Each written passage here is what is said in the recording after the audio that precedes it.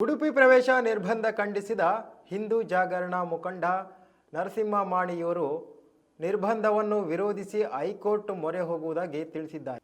ಹಿಂದೂ ಜಾಗರಣಾ ವೇದಿಕೆಯ ಮುಖಂಡ ನರಸಿಂಹ ಮಾಣಿ ಅವರಿಗೆ ಉಡುಪಿ ಜಿಲ್ಲೆಗೆ 3 ತಿಂಗಳುಗಳ ಕಾಲ ಪ್ರವೇಶ ನಿರ್ಬಂಧ ವಿಧಿಸಿರುವ ವಿಚಾರಕ್ಕೆ ಸಂಬಂಧಿಸಿದಂತೆ ಅವರು ತೀವ್ರ ಆಕ್ಷೇಪ ವ್ಯಕ್ತಪಡಿಸಿದ್ದಾರೆ.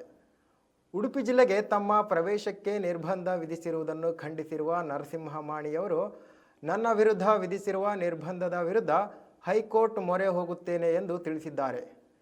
ಕಾಂಗ್ರೆಸ್ ಸರ್ಕಾರ ಪೊಲೀಸರ ಮೂಲಕ ಹಿಂದೂ ಕಾರ್ಯಕರ್ತರು ಹಾಗೂ ಮುಖಂಡರನ್ನು ದಮನಿಸುವ ಕಾರ್ಯ ನಡೆಸುತ್ತಿದೆ ಎಂದು ಅವರು ಆರೋಪಿಸಿದ್ದಾರೆ. ಉಡುಪಿ ಜಿಲ್ಲೆಯಲ್ಲಿ ಶಾಂತಿ ಮತ್ತು ಸುವ್ಯವಸ್ಥೆಯ ಹಿನ್ನೆಲೆಯಲ್ಲಿ ನರಸಿಂಹ ಮಾಣಿ ಅವರಿಗೆ 3 ತಿಂಗಳ ಕಾಲ ಜಿಲ್ಲೆಗೆ ಪ್ರವೇಶಿಸದಂತೆ ಪೊಲೀಸರು ನಿರ್ಬಂಧ ವಿಧಿಸಿದ್ದಾರೆ ಎನ್ನಲಾಗಿದೆ. ಈ ನಿರ್ಬಂಧದ ಆದೇಶವನ್ನು ಪ್ರಶ್ನಿಸಿ ನ್ಯಾಯಾಲಯದ ಮೊರೆ ಹೋಗುವುದಾಗಿ ನರಸಿಂಹ ಮಾಣಿ ಅವರು ಹೇಳಿದ್ದಾರೆ.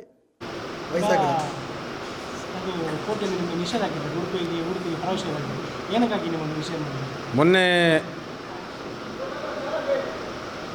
12ನೇ ತಾರೀಕು 13ನೇ ತಾರೀಕು ಉಡುಪಿ ಜಿಲ್ಲೆಯ ಬೆಲ್ಮನ್ನಲ್ಲಿ ಅಖಂಡ ಭಾರತ ಸಂಕಲ್ಪ ದಿನ ಕಾರ್ಯಕ್ರಮ ಆಯೋಜನೆ ಮಾಡಿದರು ಹಿಂದೂ ಜಾಗರಣ ವೇದಿಕೆ ಉಡುಪಿ ಜಿಲ್ಲೆಯಿಂದ. ಅದಕ್ಕೆ ನನ್ನನ್ನು ಅತಿಥಿಗಳಾಗಿ ಮತ್ತು ಭಾಷಣಕ್ಕೆ ಕರೆದಿದ್ದರು. ಈ ಸಂದರ್ಭದಲ್ಲಿ ಅಲ್ಲಿಯ ಕಾರ್ಕಳ ಗ್ರಾಮಾಂತರ ಪೊಲೀಸ್ ಠಾಣೆ ಇಲ್ಲಿಗೆ ಅನುಮತಿಗೆ ಹೋದಂಥ ಸಂದರ್ಭದಲ್ಲಿ ಅವರು ಭಾಷಣಕ್ಕೆ ಬರಬಾರ್ದು, ಕೋಮು ಪ್ರಚೋದನೆ ಇದೆ ಮಾಡ್ತಾರೆ ಮತ್ತು ಅವರ ಮೇಲೆ ಕೇಸ್ ಇದೆ, ಈ ರೀತಿಯ ಉಡಾಪೆ ಉತ್ತರವನ್ನು ಕೊಟ್ಟು ಒಟ್ಟು ಒಂದು ಉಡಾಪೆಯ ರೀತಿಯ ಉತ್ತರವನ್ನು ಕೊಟ್ಟು ಇಲಾಖೆ ಆ ಅನುಮತಿಯನ್ನು ನಿರಾಕರಿಸಿತು. ಕೇವಲ ಫೋನ್ ಸಂಪರ್ಕದ ಮೂಲಕ ನನ್ನನ್ನು ನೀವು ಬರಬೇಡಿ ಹಾಗೆ ಹೀಗೆ ಅಂತೇಳಿ ಅಲ್ಲಿಯ ಪ್ರಮುಖರಿಗೆ ತಿಳಿಸಿದರು, ನನಗೆ ತಿಳಿಸಿದರು. ನಾವು ಹೇಳಿದ್ದೇವೆ ನೀವು ಕಾನೂನಾತ್ಮಕವಾಗಿ ನಮಗೆ ನೋಟಿಸನ್ನು ಕೊಡಿ, ನಂತರ ಅದಕ್ಕೆ ಬೇಕಾದ ರೀತಿಯಲ್ಲಿ ನಾವು ಕಾನೂನಲ್ಲಿ ಏನು ಇದೆ ಅದಕ್ಕೂ ಕೂಡ ನಾವು ನಿಮಗೆ ಉತ್ತರ ಕೊಡ್ತೇವೆ ಅನ್ನೋ ಮಾತನ್ನು ಹೇಳಿದ್ದೇವೆ. 3 ತಿಂಗಳು ಉಡುಪಿ ಜಿಲ್ಲೆಗೆ ಬರಬಾರ್ದು ಎನ್ನುವ ರೀತಿಯಲ್ಲಿ ನಿಷೇಧಿಸಿ ನೋಟಿಸನ್ನು ಕೊಟ್ಟಿದ್ದಾರೆ. ಈ ಘಟನೆಯನ್ನು ಸಂಘಟನೆ ಹಿಂದೂ ಜಾಗರಣ ವೇದಿಕೆ ಮತ್ತು ನಾನು ವೈಯಕ್ತಿಕವಾಗಿಯೂ ಖಂಡಿಸ್ತೇನೆ. ಒಂದಂತೂ ಭಾರಿ ಸ್ಪಷ್ಟ, ಒಬ್ಬ ವ್ಯಕ್ತಿಯನ್ನು ತಡೀಬೋದು, ನೀವು ಬರಬೇಡಿ, ನಿಷೇಧ ಹಾಕ್ಬೋದು, ತಡೀಬೋದು, ಜೈಲಿಗೆ ಅಟ್ಟಬೋದು, ಎಲ್ಲವನ್ನು ಮಾಡ್ಬೋದು. ಆದರೆ ಶಕ್ತಿ ಮತ್ತು ಸಂಘಟನೆಯ ಶಕ್ತಿ, ಸಮಾಜದ ಶಕ್ತಿಯನ್ನು ಖಂಡಿತವಾಗಿಯೂ ತಡೀಲಿಕ್ಕೆ ಸಾಧ್ಯ ಇಲ್ಲ. ಇನ್ನಲ್ಲ ನಾಳೆ ಈ ರೀತಿಯ ಕುತಂತ್ರದ ಮತ್ತು ಈ ಕಾಂಗ್ರೆಸ್ ಸರ್ಕಾರ ಮಾಡುವಂಥ ಇಲಾಖೆಯ ಮೂಲಕ ಹಿಂದೂ ಕಾರ್ಯಕರ್ತರನ್ನು ದಮನಿಸುವಂಥದ್ದು, ಈ ರೀತಿ ಮಾಡುವಂಥ ಕುತಂತ್ರದ ವ್ಯವಸ್ಥೆಗೆ ಇನ್ನಲ್ಲ ನಾಳೆ ಸಂಘಟನೆಯಂತೂ ಖಂಡಿತವಾಗಿಯೂ ಅದಕ್ಕೆ ಬೇಕಾದ ವ್ಯವಸ್ಥೆಯ ಮೂಲಕವೇ ಕಾನೂನಾತ್ಮಕವಾಗಿ ಅದಕ್ಕೆ ಬೇಕಾದ ಉತ್ತರವನ್ನು ಕೊಟ್ಟೇ ಕೊಡ್ತದೆ. ಸಮಾಜ ಜಾಗೃತ ಆಗಿದೆ. ಅಖಂಡ ಭಾರತ ಕಾರ್ಯಕ್ರಮ ಇರುವಂಥದ್ದು ನಾವು ಏನೋ ಕೋಮು ಗಲಭೆಯನ್ನು ಎಬ್ಬಿಸಲಿಕ್ಕೆ ಯಾರೋ ರೀತಿಯಲ್ಲಿ ಯಾರಿಗೆ ಬೈಲಿಕ್ಕೆ ಇರುವಂಥ ಕಾರ್ಯಕ್ರಮ ಅಲ್ಲ. ಅಖಂಡ ಭಾರತ ಕಾರ್ಯಕ್ರಮ ಇರುವಂಥದ್ದು ಈ ದೇಶದಕ್ಕೆ ಸ್ವಾತಂತ್ರ್ಯಕ್ಕೋಸ್ಕರ ಬಲಿದಾನ ಮಾಡಿದಂಥ ಸಾವಿರ ದೇಶಾಭಿಮಾನಿ ಬಂಧುಗಳಿದ್ದಾರೆ, ವೀರ ಸೈನಿಕರಿದ್ದಾರೆ, ಅವರನ್ನು ಸ್ಮರಿಸುವಂಥದ್ದು, ದೇಶದ ಸ್ವಾತಂತ್ರ್ಯದ ಯಶೋಗಾಥೆಯನ್ನು ಇಂದಿನ ಯುವ ಸಮಾಜಕ್ಕೆ ತಿಳಿಸುವಂಥ ಒಂದು ಕಾರ್ಯಕ್ರಮ. ಅದಕ್ಕೆ ಬರಬೇಡಿ, ಅದು ಹಾಗೆ ಮಾಡಬೇಡಿ, ಹೀಗೆ ಮಾಡಬೇಡಿ ಎನ್ನುವಂಥದ್ದನ್ನು ಹೇಳುವಂಥದ್ದು, ನಮ್ಮ ವಾಕ್ ಸ್ವಾತಂತ್ರ್ಯವನ್ನು ಕಸಿದುಕೊಳ್ಳುವಂಥದ್ದು, ಇದು ಖಂಡಿತವಾಗಿಯೂ ತಪ್ಪು.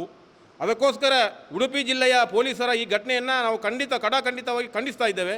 ಈ ರೀತಿಯ ಒಂದು ವ್ಯವಸ್ಥೆಗೆ ಸಂಘಟನೆ ಸಮಾಜ ಮುಂದಿನ ದಿನಗಳಲ್ಲಿ ಖಂಡಿತವಾಗಿ ಯಾವ ರೀತಿ ಬೇಕೋ ಅದೇ ರೀತಿಯ ಉತ್ತರವನ್ನು ಕೊಡ್ತದೆ. ಮತ್ತು ಜಾಗೃತವಾದಂತಹ ಸಂಘಟಿತವಾದಂಥ ಸುರಕ್ಷಿತ ಸಮಾಜ ಜೊತೆಗೆ ಸಂಘಟನೆಯ ಶಕ್ತಿ, ಇದನ್ನು ನಾವು ಎದುರಿಸಲಿಕ್ಕೆ ನಾವು ತಯಾರಾಗಿದ್ದೇವೆ. ಹೈಕೋರ್ಟ್ ಚಾಲೆಂಜ್ ಮಾಡ್ತೇವೆ.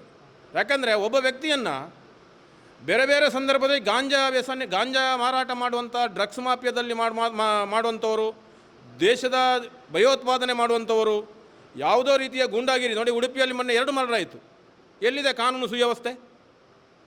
ಈಗ ಒಂದು ಸಂಘಟನೆ ಅಥವಾ ಹಿಂದೂ ಸಂಘಟನೆ ಕಾರ್ಯಕರ್ತರು ಏನಾದರೂ ಮಾಡಿದರೆ ಅದಕ್ಕೆ ಕೋಮು ಬಣ್ಣವನ್ನು ಹಚ್ತಾರೆ.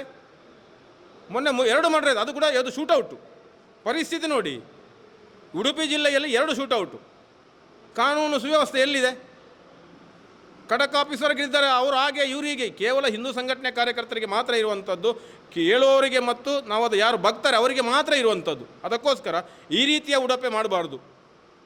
ಬೇರೆ ಬೇರೆ ರೀತಿಯಲ್ಲಿ ಅಲ್ಲಿದ್ದಂಥವರನ್ನು ಗೂಂಡಾಗಿರಿ ಮಾಡುವಂಥವರು ಇದನ್ನು ದೇಶದಿಂದ ಹೊರಗೆ ಜಿಲ್ಲೆಗೆ ನಿರ್ಬಂಧ ಹಾಕಲಿಕ್ಕೆ ಆಗೋದಿಲ್ಲ.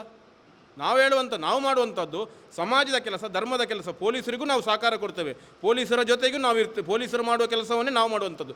ಡ್ರಗ್ಸ್ ಅಥವಾ ಅಕ್ರಮ ಬಾಂಗ್ಲಾ ವಲಸಿಗರು ಇರ್ತಾರೆ, ಅವರನ್ನು ಹುಡುಕಿ ಒಳಗೆ ಹಾಕುವಂಥ ಕೆಲಸ ಯಾರ್ದು? ಇವರು ಮಾಡಬೇಕು. ನಾವು ಹುಡುಕಿ ಇವರಿಗೆ ಕೊಡುವಂಥ ಇವರ ಕೆಲಸವನ್ನು ಸಂಘಟನೆ ಮಾಡ್ತಾ ಇದೆ, ಸಮಾಜ ಮಾಡ್ತಾ ಇದೆ. ಇದು ತಪ್ಪಾ ಸರಿಯಾ? ಇದಕ್ಕೆ ಉತ್ತರ ಅವರು ಕೊಡಬೇಕು. ಅದಕ್ಕೋಸ್ಕರ ನಾವೆಂಥದ್ದು, ಯಾರು ಸಮಾಜದ ದ್ರೋಹಿ ಕೆಲಸ ಮಾಡ್ತಾರೆ ಅವರನ್ನು ಮಾಡಲಿ.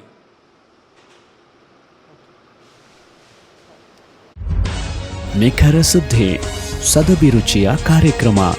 ನೀವು ನೋಡ್ತಾ ಇದ್ದೀರಾ ಕಹಳೆ ನ್ಯೂಸ್, ಸಮಾಜದ ಜಾಗೃತಿಗಾಗಿ ವಸ್ತುನಿಷ್ಠ ವರದಿ.